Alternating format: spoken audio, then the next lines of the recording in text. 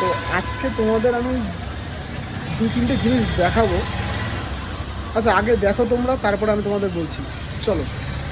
একটা সময় ছিল সাইকেল কেনার আমার ক্ষমতা ছিল না, আর আজ সাইকেল থেকে বাইক, বাইক থেকে চার চাকা। যেহেতু বাইকটা আজকে নেই বলে তোমাদের দেখাতে পারছি না বা ভিডিওর মাধ্যমে সব কথা বলতে পারছি না, কিন্তু এই সাইকেলের থেকে এই চার চাকায় এই যে জার্নিটা, এটা কিন্তু সোজা ছিল না। শুধু একমাত্র আমার পরিবার ছাড়া কেউ জানে না। সত্যি বলতে তোমার আর আমার অতীতের কথা কেউ শুনবে না, কারণ আমরা যদি সাকসেসফুল ব্যক্তি হতাম বা ভালো কোনো কিছু অ্যাচিভমেন্ট করতাম, তাহলে আমাদের অতীতের কথা সবাই শুনতো। তো যাই হোক, আমার এই নিয়ে কোনো দুঃখ নেই। তো সত্যি কথা আমি কোনোদিন ভাবতে পারিনি যে এরকম একটা জায়গায় আসবো। তো অসংখ্য ধন্যবাদ আমার মা বাবাকে, শুধু মা বাবা নয়, অসংখ্য ধন্যবাদ আমার মামাকেও, কারণ তাদের জন্য হয়তো এরকম একটা জায়গায় আসতে পেরেছি।